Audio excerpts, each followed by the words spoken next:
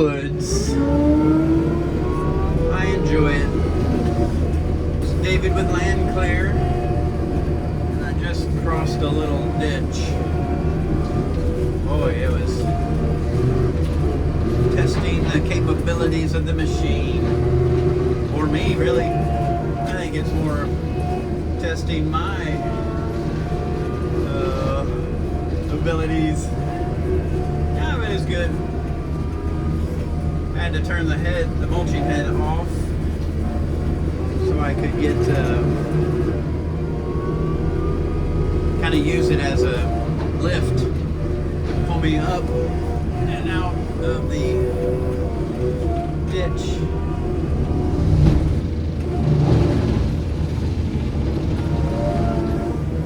Just taking a tree down there. This is a neat little area in our hometown, or where we live.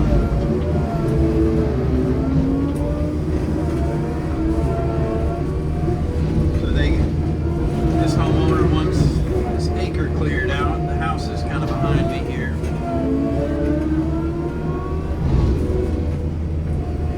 It's a little bit of a hilly side of town, but not bad. Of course, this guy's out in Colorado doing this stuff, and they would not consider this hilly, I'm sure. But this is where I am, and this is what we do. So now that I've gotten back here in the woods, I can pick up the pace. This always takes me a little while to get in the woods and find a good opening. Me and my father-in-law are, mostly him, working on a bumper. I got quoted for a bumper for this thing for $17,000. I think that guy read the number wrong. There's no way.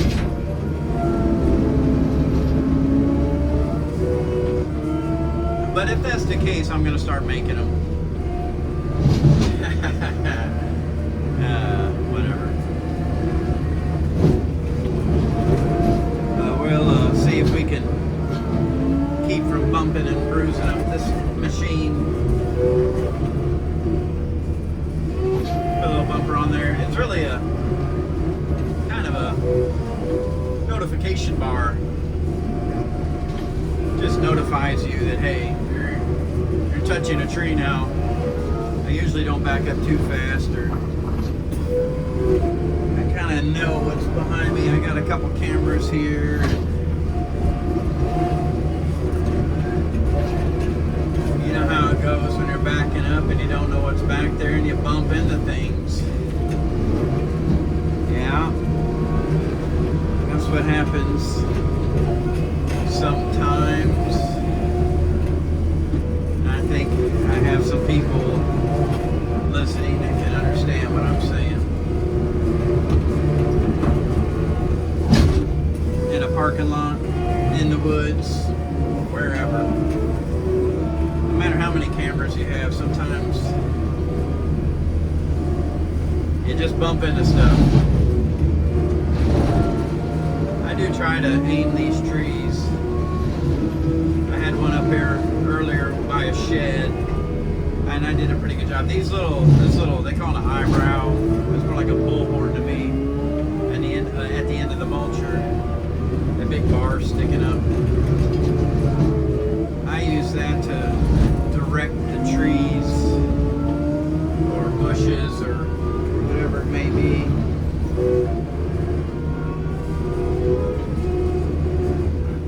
Push them over. Works really well.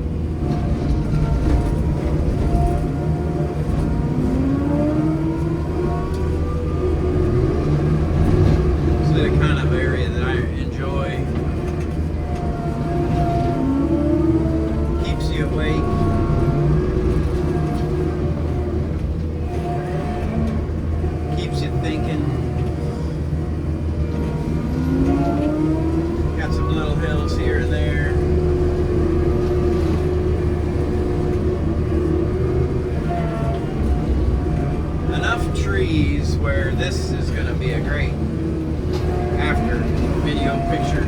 Jeez. There we go.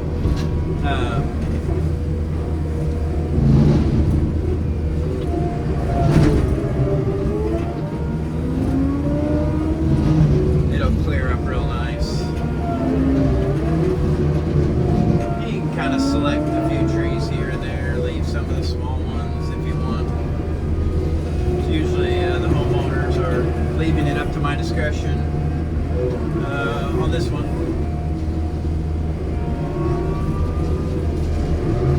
And I don't want to get too nitpicky, taking every single little tree down. Some of them are definitely worth keeping. It does save time leaving some of the bigger ones, but this one here is like right there in front of me. Bark is peeling, looks rotted. And if it is rotted, I need to be aware that the top will just flop around. Probably drop up half the tree, a third of the tree from the top. I gotta do my wipers because it gets the dust off. I like to clean the windshield periodically when it needs it, and then put a little Rain-X on there. Rain-X helps repel the water, but it also repels the dust, mud, whatever.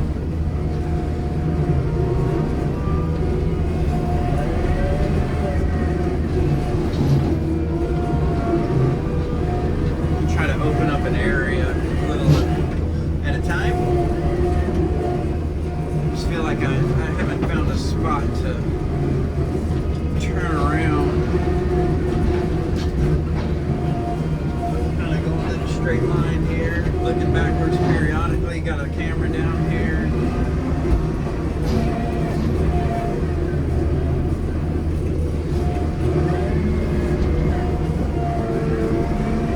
So I usually will try to get a little bit of a 20-minute video going. Just a little insight of our day.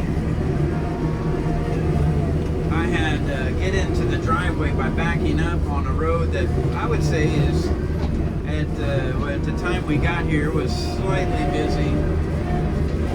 So I had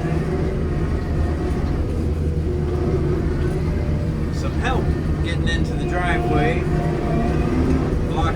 Drove a separate car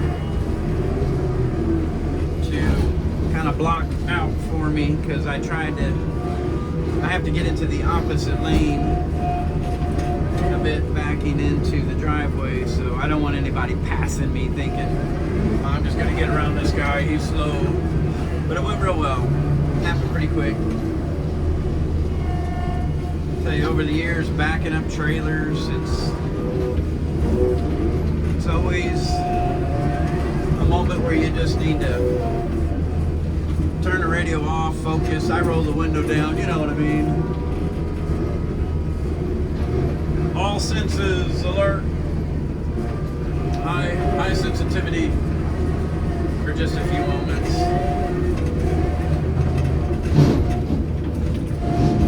Back up. Then you're good. The hardest part of the day so far. Well, that ditch might have been that ditch was a little bit challenging. It's like a maple here.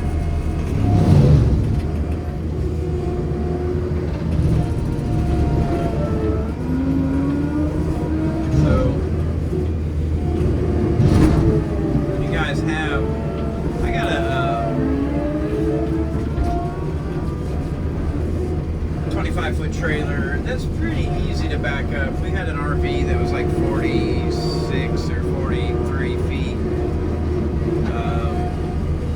And that wasn't bad either, honestly. You just go slow and take your time. Big trailers are easier. I had like this real small trailer, for about, I don't know, 6 months or something.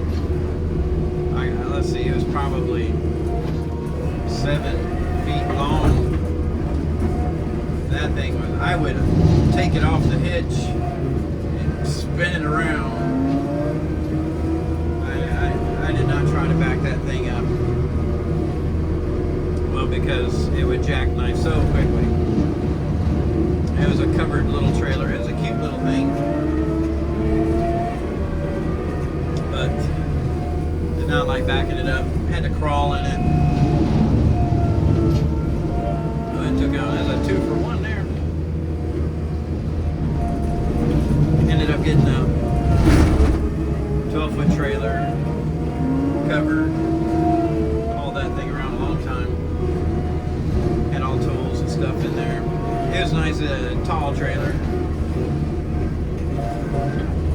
Then I got into running these machines. Realized, well, 10,000-pound trailer is not gonna cut it. Oh, I bumped a tree right there. All right, let my father-in-law know that.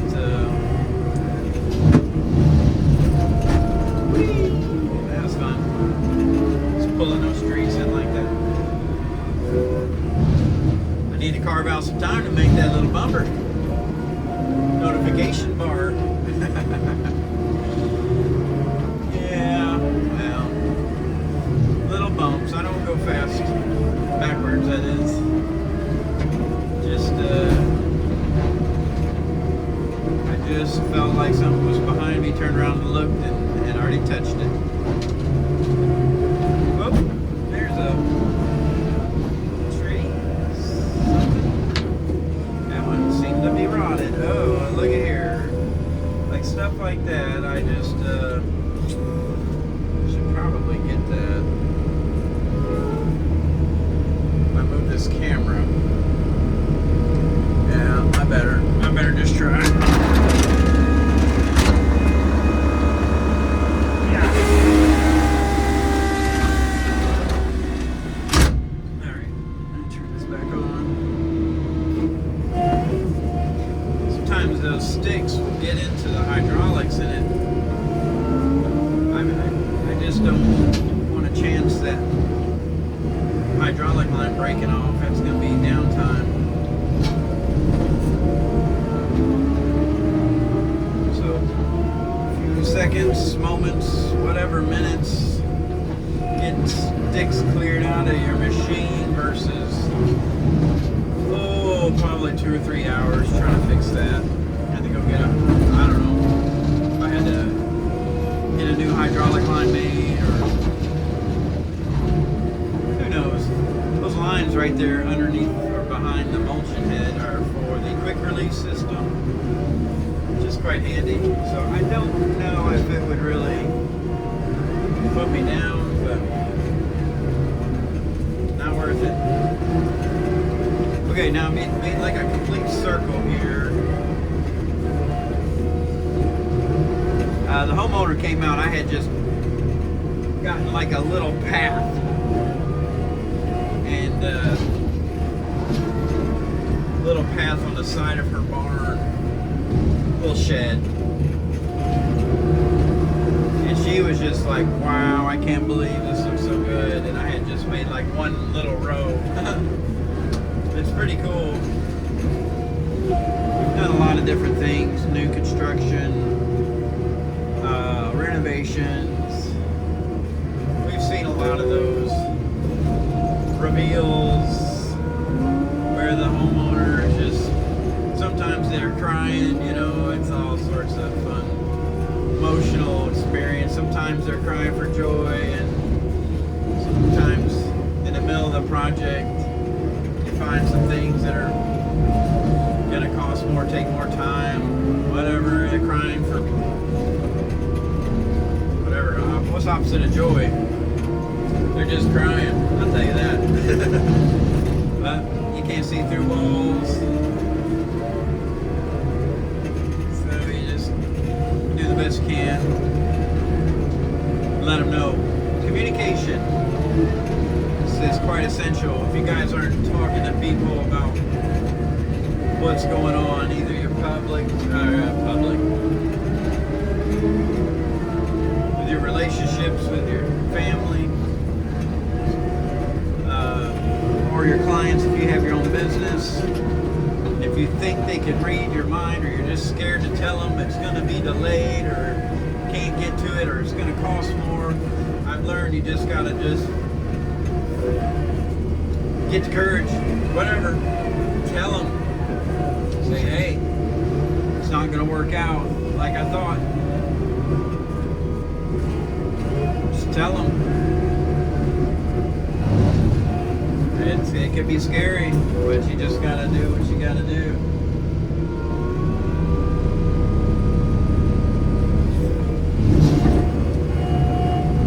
Let's see, it's about 15 minutes. 15 minutes, we've got a little just spin around here.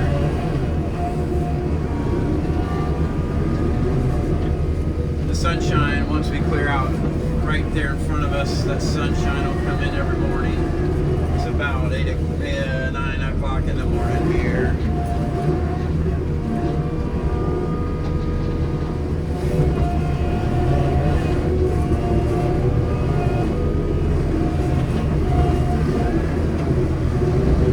Been out here since about 7. Big glare on the windshield. Makes it hard to see.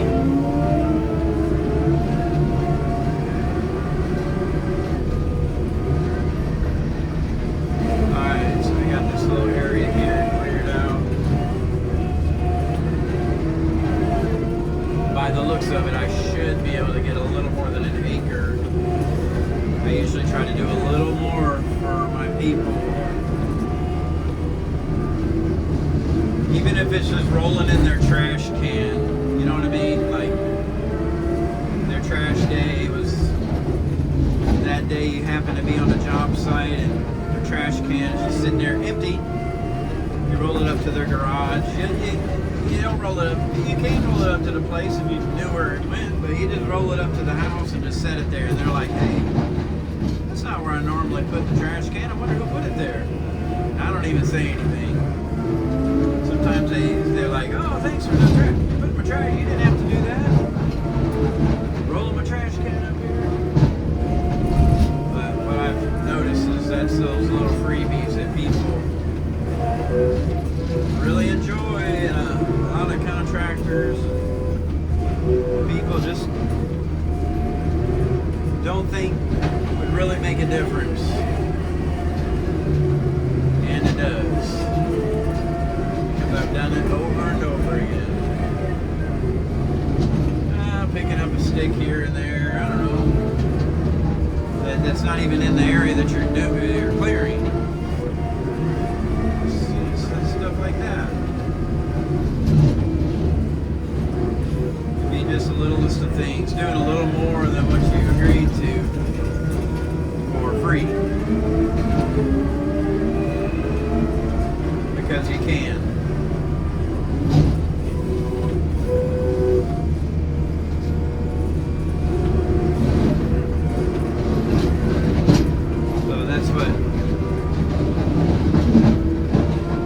This will probably turn out to be a little over an acre. I mean, I could stop. They really would appreciate that, I'm sure. What do we got here? This little bump. Dead guy. So, seeing clients satisfied, happy, super stoked before you even get started. That's what I like about doing this. Get out here and make an organized mess. People get pretty happy about it. Get out there and do your best. Do a little extra. Even if it's sweeping their driveway off or using a blower or whatever. I have realized I've never had a person tell me I could not use their broom. They're more than happy to get you their broom and dustpan, so no excuse. Alright guys, 20-minute talk. There you have it.